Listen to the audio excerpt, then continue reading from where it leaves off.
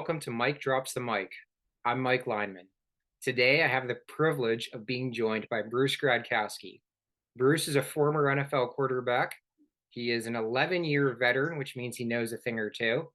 He is from originally the Pittsburgh area, just like me, and he is currently offensive coordinator there for the Battlehawks, St. Louis Battlehawks. One of the exciting things Bruce is also doing is he has Alpha 5 Method. He is the founder of that. So we're going to dive into that in a little bit. And he has a podcast with that too on Spotify, and we'll find out more about what that podcast entails. So Bruce, thank you so much for joining me. It's a privilege. Yeah, Mike, thanks for having me, brother. I like all the Steelers gear in the background. Yeah, not too bad, huh? We got John Kolb, Bud Dupree, Heath Miller, Heinz Ward. There's a lot of stuff you can't see right now too, but Well, yeah. I'll tell you what, Heath Miller, man, Heath Miller was probably one of my favorite teammates of all time. Like, I signed with the Steelers in 2013. And, shoot, I grew up in Pittsburgh. So I'm like watching the Steelers as I grow up, but also as I'm in the NFL. And so I'm seeing Heath Miller, and he's just a beast. And I know how much my family and cousins love him, and all the Heath chants at Heinz Field. And I get there, and we're in meetings, and we're installing like why stick, one of the simplest concepts like in football. And I look back, and Heath is taking like detailed notes, and I'm like, I love this guy. Like, you know what I mean? He's probably a decade in the league at this point, and he's taking notes as if he's a rookie, like an undrafted free agent. I'm like, you know what? This is why this guy has been so successful his whole career, because he never probably felt like he got there, and he always took it day by day and continued to put in the work. And that's why Heath Miller, man, just a genuine dude, humble, and that's why he's one of my favorites. Yeah, I mean, I think everybody from Pittsburgh misses hearing the Heath chants in the stadium, but yeah, Heath is definitely one of a kind.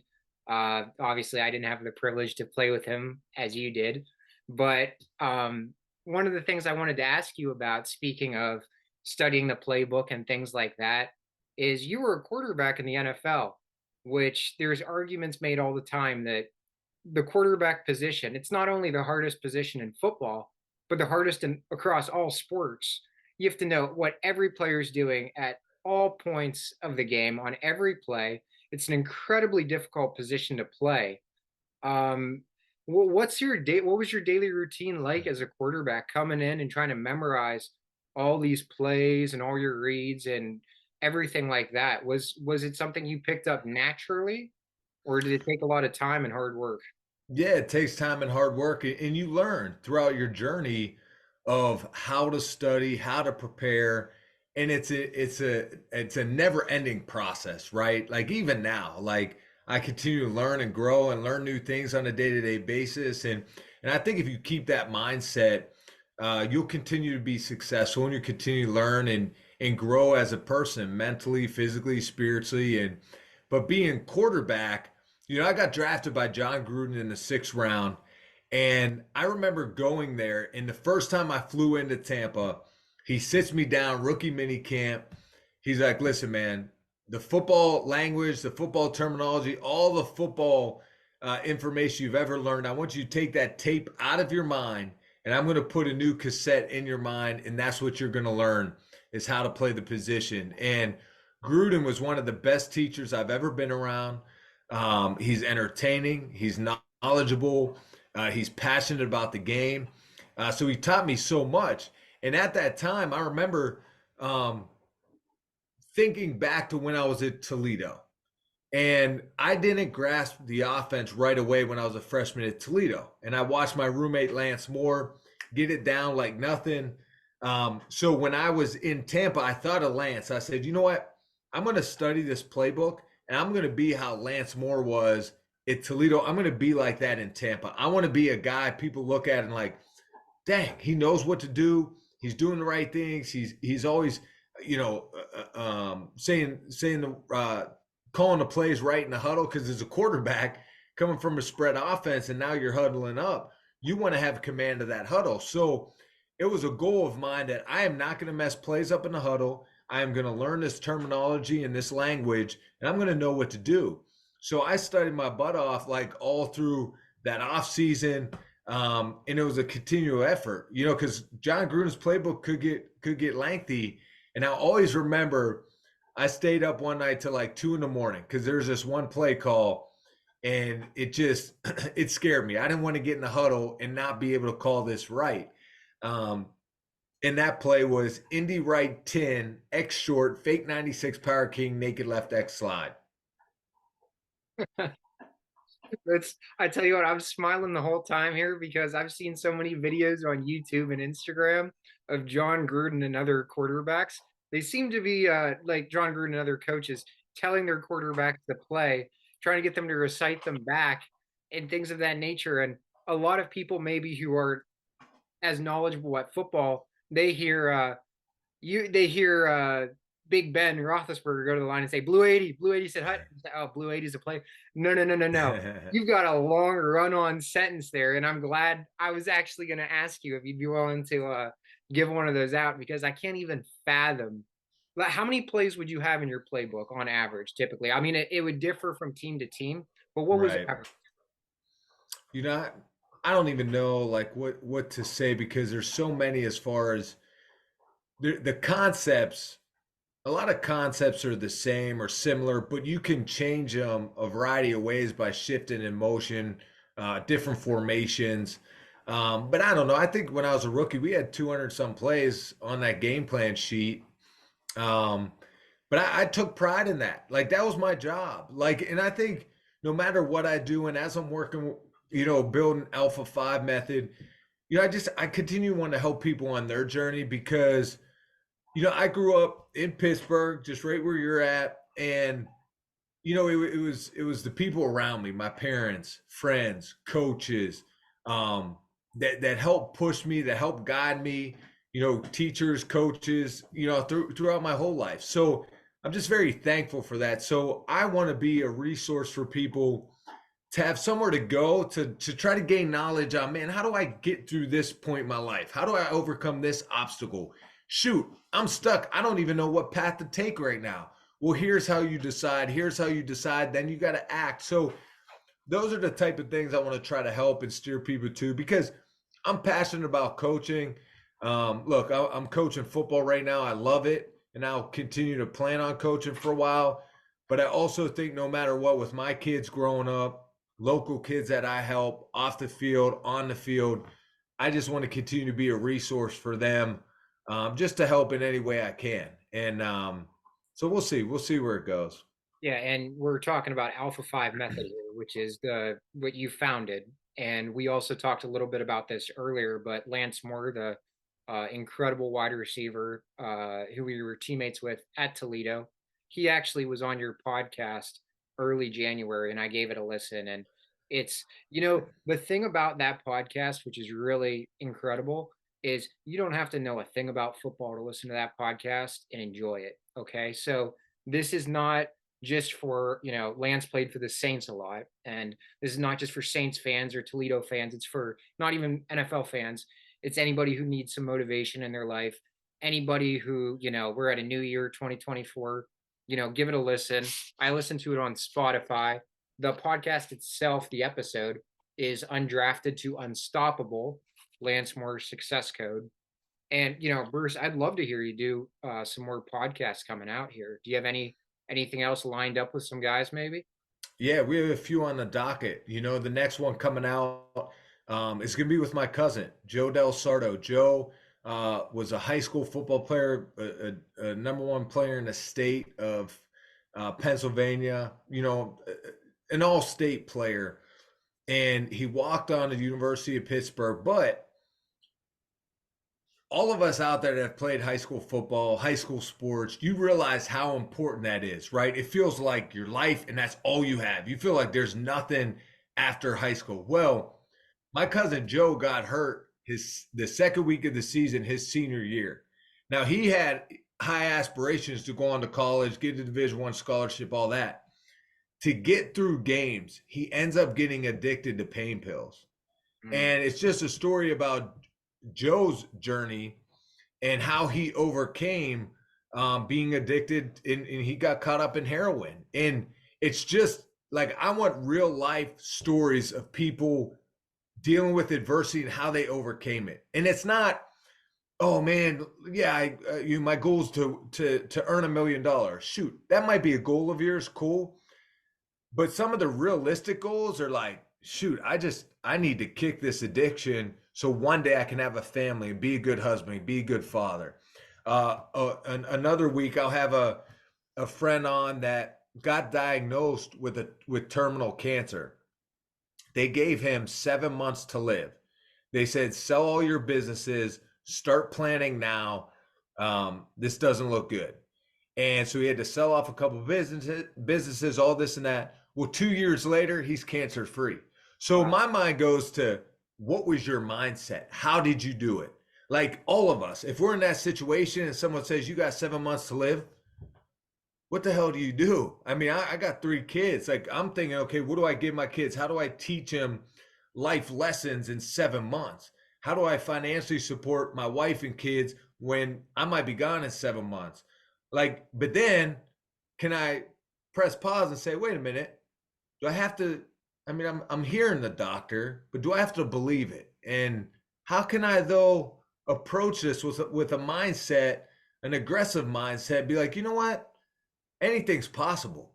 You know, if I believe, if I have the right faith, if I have the right habits, if I do the right stuff and I stay strong mentally, anything's possible. And I think it's going to be a great episode with Jeff as we hear his story. So those are the stories. I have a few Navy SEALs coming out. I'm going to do podcasts on them and just the mindset that it takes. So it's all about how do you overcome adversity to achieve success? And success looks many different ways, right? It's not always monetary. I know a lot of people think that's what makes you happy, but you know, how can you be fulfilled in life? How can you give back and help others? And that's kind of what the Alpha 5 Method podcast is about. And then with the Alpha 5 Method, you know, I built a course on 5 steps. It's a method of 5 steps to achieve anything you want, how to become successful. And that's first starts with figuring out what you want. You know, what's your why? You got to decide. You got to act. How do you decide? You know, helping people make those decisions and then go through the process of locking in your mindset, building the right habits, overcoming adversity, and then always be thankful, give back, and help others on their journey. I love that. I have so many different thoughts about that. I love your 5 steps first off, and people can find out more about that on your website, Alpha 5. And uh, the Navy SEALs, I love listening to podcasts with Navy SEALs, with Jeff and some of these other people that you have lined up. I can't wait to find out about it. Can't wait to be inspired, motivated by it, because I'm someone who believes that you can take little breadcrumbs and little pieces from different people's stories and apply it to your own life. And that's one of the reasons why I'm doing this right now. You know, this is a hobby for me that I'm doing because I like learning from people who are excellent in their fields. And, you know, that's why I'm super excited to pick your brain here and figure out what it's like being a quarterback. Mhm. So one of the things I liked that you also talked about there were your habits and your routines. And I'm somebody who believe that morning routines is something that can help set the mood for the day because you know, I can't think of there was a Navy SEAL, I can't think of what his name is off the top of my head. It might be last name McRaven maybe, but I could be wrong on that. And Okay. he wrote a whole book about how the most important thing you can do in a day is make your bed at the beginning of the day because it sets a positive tone for the day. And if you have a terrible day, well, good news. When you come home, you have a bed you can fall asleep in. It's already made. Well, well, and I think too, and that's a good point because I make my bed every morning, Yep. and we might have read the same book. You know, I get up, brush my teeth, make my bed, say some prayers. You know, be thankful for what you have, and just praying. Take a time, a step back. You know, for a minute, and but I think making your bed though, it is also because you're accomplishing something right off the bat. When you Right. set your feet down, you brush your teeth, you make your bed, it's kind of like you accomplish something, you know, and you get your day started on the right foot. And it really is. It does feel good when you go back into your room at any point in the day or later and the bed's made, it's clean, it's nice. I think there is something to be said about that. But I also think, you have to build the right habits because discipline is hard. Like it's hard. And being mentally tough, you have to do things you have to, but you don't want to. So when that moment hits where you're like, man, I don't want to work out, but you're like, I know I have to work out because I ate 2 donuts this morning, or I had my caramel macchiato from Starbucks, or so it gets real in a sense of, but if you set the habits, now it's almost like clockwork. That's just what you do because you built the habit so strong. So for me, working out every day is a habit. I have to get it in. And I feel like that's another sense of accomplishment, throughout the day if you get a good workout in and so forth like that. So I do think building habits is so important because that helps set you up for success, but that also helps you with the discipline you're trying to achieve to get you where you want to go. Yeah, I agree. Absolutely. One of the things I also wanted to ask you about, Bruce, was this. So let's just say it's a Tuesday. You're in the NFL right now. Let's say you're playing for the Steelers right now. It's a Tuesday. And I would love if you'd be able to take me briefly through what a day in the life would be like for you. 6 o'clock, what? We're making our bed, we're brushing our teeth. And then after that, what happens next? We got film study, we got to work out, we got to reflect on the past game, we got to look ahead. You take me through, it doesn't have to be Tuesday, but just like a typical day, Yeah. what it was like for you as a quarterback in the NFL. Well, Tuesday, I'll take you through the week. Sunday we play. So Sunday night you have time to relax. Well, Monday, you got to get a workout in at some point. Usually it's before 1 o'clock. You have like a team run or whatnot. It just depends on timing. Everywhere it varies. And then you bust out the game film. And to be honest, even those games where, I was with the Raiders and we beat the Steelers, you still don't want to watch the game film because there's always a clip or two you don't want to see because you messed it up. So you watch the game film, then you try to put that game behind you, and you're moving on to your next opponent. Tuesdays is a player's day off. So on Tuesday, you don't have to go into the facility, but as a quarterback, we always went in. We wanted to get a head start on our upcoming opponent. So you go in on Tuesday, I'd get a little workout in. When I was with the Cincinnati Bengals, myself, Andy Dalton, Zach Robinson, we planned to meet, watch film together. Someone would bring Chick-fil-A breakfast. So we kind of had a little camaraderie session. So you're watching film throughout the day. You might watch a few games, watch some third down cut-ups, blitz cut-ups, and you're trying to get prepared for who you're playing. Later on that day, you might start to get some of the game plan, what runs are in, what kind of audibles, see what their base blitz is, nickel blitz, their sub packages. So you're trying to get a head start. And then on Wednesday and Thursday is your heavy lifting days as far as your workload, not physically lifting in the weight room, but your workload. Like those are, you talk about a 9 to 5 job. Now you're coming in Wednesday morning, 7 a.m., depending on what time the team meeting, special teams meeting, quarterback meeting starts. Say the team meeting's at 8 a.m. Usually special teams and quarterbacks are 7:30 a.m. You have some tip sheets following up from the previous day, what's going in, what's being installed that day, what's the focal point, what do we got to look out for, who's their key players. And then you go through Wednesday day, and that's with meetings. So you're going to install your first and second down plays. You're going to install the run games, the play action, the movement, the screens, your quick game, drop back pass. You're installing all that on a Wednesday for first and second down. And then you go out to a walkthrough around 11 o'clock. You come in, eat some lunch, then you have practice about 1 o'clock. And then after practice, now it's cold tub. You might have to get a lift in, watch some more film. You might watch 7-on-7 with your group. And then boom, like a lot of guys still continue to put in the work. I'm out of there about 7:30 or so.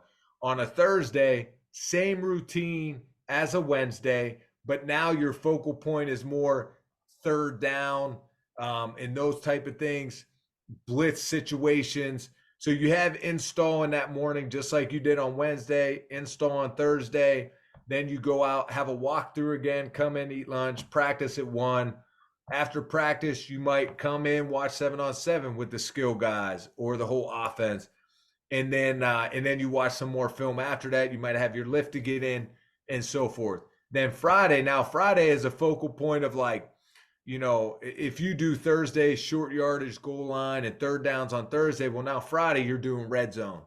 Your red zone, you're cleaning up more of the stuff from the week. And you go through the install meetings Friday morning, and then you go out to practice. So you don't have a walkthrough on Fridays. You go right out to practice. We're usually done by about 1:30 or so.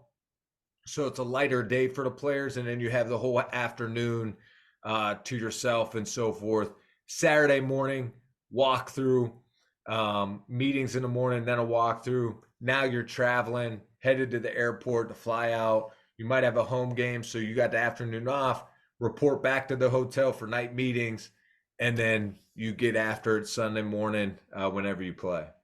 And I think that, I mean, of course, that's a busy schedule. One thing about that is you're spending so much time around your guys, around your teammates, that of course you have to have team chemistry. And of course, this is why football is the greatest team sport, because there's so many different players at so many different positions that have their job to do. And if one guy fails to execute, it can be detrimental to the whole team. One thing that you did seem to gloss over, though, and didn't really go in depth about, I mean, when the Raiders beat the Steelers there, you were talking about at the beginning, that's when you threw for what, 3 touchdowns? That's that game, I think, right? Yeah, 300, I think 5 yards, 3 touchdowns. But Yeah. who's keeping I track? remember that. I remember that. I remember that. But I will say I do like you in the black and gold much better. So thank you for coming back to well, Pittsburgh and finishing there. well, I'll tell you what. You said you're from Mount Lebanon, and my family's Dormont, Green Tree, and my cousins. Every time I played the Steelers, my cousin Ralph would say, "Listen, I'm gonna wear neutral colors. I want you to do well, but I still want the Steelers to win." And I'm like, bro, like we're blood. What are you talking about? Like, Yeah. so that's how hardcore Steeler fans are, and you gotta love it. Yeah, and you know, they're just as hardcore right now. Okay, we're in the playoffs. Week 1, the Steelers are traveling to Buffalo. Buffalo is favored to win by 9.5 points. Underdogs have won in the past, but this seems like a tall task for the Steelers. One thing I will say that I think is on their side is the weather seems to be lots of snow. It's going to be cold. That's Steelers football. But I mean, it's also Buffalo. But the way their running game's been going for the Steelers, Najee Harris is running the ball well. Jalen Warren's running the ball well. What do you think the Steelers have to do in this game to have a shot to win? Well, I have a ton of respect for Mike Tomlin. I just feel like what midway through the season, everyone wants to fire him and move on, and they just always stay the course. When I was in that locker room, Coach Tomlin never flinched. He was the same guy every day. Compliments to him and the way he approached it. And that's how his teams are. They don't worry. They just play the game. If something happens, boom, you play the next play. Something happens, you lose a week, you get ready for the next week. So just them getting in the playoffs, I feel like it's a scary team. Like, Mason Rudolph, he's hungry. He's played well the last few weeks. You got a defense now. Of course, if Watt's out, that hurts. But, you got guys that are hungry. You talk about the weather being involved. I just think this Pittsburgh team doesn't lay down. So it's going to be fun to watch. And I'm happy the Steelers got in the playoffs. And like I said, they're always a group that continues to focus on what they can control and just take it one step at a time. And I think some of that, taking it one step at a time, that's implemented into the players' minds by Mike Tomlin. Does his mentality, does it seem to change in the things that he's coaching the players and talking to them about as you go from November to December? This is December football, he always says. And then compared to actually making it to the playoffs, does the things he's preaching, does it change at all? Or is he consistent? The standard is the standard. What is Mike Tomlin's mentality and the message he's pushing to the players? What's it like as the season comes to an end and into the playoffs? Well, I think anytime you start to get to December, January football, it is a different type of message because there's more of a sense of urgency. I mean, this is when guys get remembered. This is when guys get paid. This is why coaches get extensions. Like, this is why players become Hall of Famers. Is you talk about December, January football, playoff ball. Like, this is when you can really make a name for yourself and make a name in the history books. And I think that's this time of year. And that's why it's so exciting to be a part of the playoffs because look, everyone gets in. I know there's certain seeds, but everyone's 0-0 right now, and you got to play the game. Yeah. And everyone who's in the playoffs or they're beyond the Steelers, I want to ask you if there's any other teams that you think will make a very deep run if you have a favorite to win the Super Bowl right now. Well, I think it's going to be good matchups, man. I'm fired up to watch it. I always just like watching good football. I'm always cheering probably for the underdog. Even in a particular game, if someone's winning 17-7, like, come on, man, make this a game. Come back, tie it up. I just love watching the game, and I love watching different situations and all that. Look, the Ravens are tough. They've displayed that. They've beat some good football teams. Pretty convincingly. And, you look at the Niners on the other side, the Niners are a good football team. But look, you can't discount teams that sneak in like the Steelers just getting in and so forth like that. The Rams, I know the Rams go to Detroit. That's a great storyline. You got Matthew Stafford going back to Detroit. You have Goff facing his team that did just kind of punted them away at one point. Like it's such cool storylines. Now I'm excited to watch it. And that's what this time of year is all about. I had a podcast with two of my buddies, Anthony and Brandon. We're doing weekly like a playoff picture talk, breaking down each game. We talked at length about the storylines between the Lions and the Rams and the drama going into that one. Two of us, we predicted scores actually for the matchups. Two of us both predicted the same score. We had it written down: Lions 28, Rams 24. So we'll see. We'll see if that one comes true or not. But yeah, there's a lot of exciting matchups to be excited about this weekend. I have a couple questions that I wanted to finish up here with. I know you talked about Heath Miller up there. Another guy I wanted to talk about is Big Ben. You spent some time we heard about all the meetings, all the practices, all the lifts, time that you spent with Ben. What was he like as a teammate, and what were some things you learned about the quarterback position from him? Well, Ben's one of the best competitors I've ever been around. I mean, you talk about a guy, you roll the ball out and you just want to play. I'm taking him every day of the week because he is just a football player and he makes plays. He would take, as getting up in age, you're a veteran, you might get a day off here and there, off-season workouts, especially OTAs. He'd get a day off. The next day he came back and would shred the defense. So you just look at guys like, yeah, he deserved a day off. But not only that, he performs when he comes back and needs to. And that's just Ben. I'll tell you, he's the most accurate guy I've been around, like on the move. He's the most accurate guy when he has to change his motion in mid-delivery because a receiver ran a different route or maybe went a little deeper or add a little, stuttered the route. And sometimes that's tough for quarterbacks. It's tough for a guy like me that was more of a rhythm type passer, had to hitch, anticipate, and throw, where Ben was so good at adjusting to his guys, the best I've ever seen. And you talk about the athleticism, his poise, his composure, and just him being a competitor. I mean, he's a guy I'd pick every day of the week to be my quarterback because he just had that it factor that was just a winner. Hmm.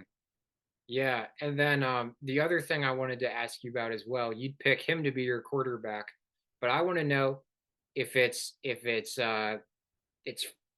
let's say 4th and 10. You're at the 10-yard line, you need a touchdown to win the game here, okay? We talked about Heath. You spent time with him. I mean, Antonio Brown would have been around then as well.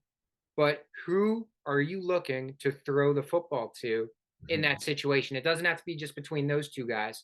It can be somebody else who you had chemistry with, someone that, quarterbacks and receivers and tight ends, they all spend a lot of time building relationships and connections. If he's going right or left and the routes. Who was somebody who you would look to in a key situation to get the ball to? Man, such a tough question, because every team I've been a part of, we've had some great players. When you're just talking about the Steelers, give me Heath Miller, Antonio Brown outside. You talk about if you could throw it back, you got Hines Ward out there, a tough, scrappy player. I think when I was with the Bengals with AJ Green, Muhammad Sanu, Marvin Jones, those type of weapons we had. Um, Zach Miller when I was with the Raiders, Lewis Murphy and I had a good connection. I think it was we were on the 9-yard line with 15 seconds left against the Steelers, and we called a double wrap return. And I hitch up in the pocket versus a double corner blitz, and I hit Lewis Murphy in the back of the corner of the end zone. And what a special moment. But a lot of special players I've played with, Joey Galloway in Tampa, Anthony Beck, who's our head coach in St. Louis. He's more the blocking type tight end. You know what I mean? If you need a Yeah, 4th and 1, I'm running power to his side. Believe yeah, that. yeah. Um, but so many good players I played with, man. I'm so thankful for those relationships. You talk about Le'Veon Bell coming out of the backfield, Cadillac Williams in Tampa. So it's pretty cool. Some of the guys I've been around have been able to see up close and personal. And a lot of those connections and relationships come from hard work, reps, habits, all things you can find out about on alpha5method.com. For your podcast, it was on Spotify. Is there any other place people can go to listen to it? Yeah, I mean it's on YouTube too. If you want to see our ugly faces on camera, Lance Moore and I talking. But I'll upload them to YouTube, Spotify, all the places you could listen to that stuff. And like I said, I mean if you head to the website alpha5method.com, it's there. And also subscribe, become a part of the pack to the newsletters. Just because I want to be trying to give out information that'll help you on your journey. If you could take one thing from it every week, every month, then hey, that's great because this journey's tough and you can't do it alone. Life gets hectic, life gets busy and tough, and you need the right pack around you. And that's where the Alpha 5 method has come from. And that's a beautiful message, very inspirational. I'll make sure to put the links for the Spotify, for the YouTube, for the website. I'm going to put that all below. Also on Instagram, your Instagram is bgrad05. So I'll put that as well. People can follow you and stay up to date with everything big going on in your life. Anything Yeah, else thanks, you want to brother. add, or are we all wrapping up here? What do you think? That's good, my man. I appreciate you having me on. Thank And you, Bruce. I really appreciate it there. good luck to the Steelers this weekend. Yeah, let's hope so. Thank you.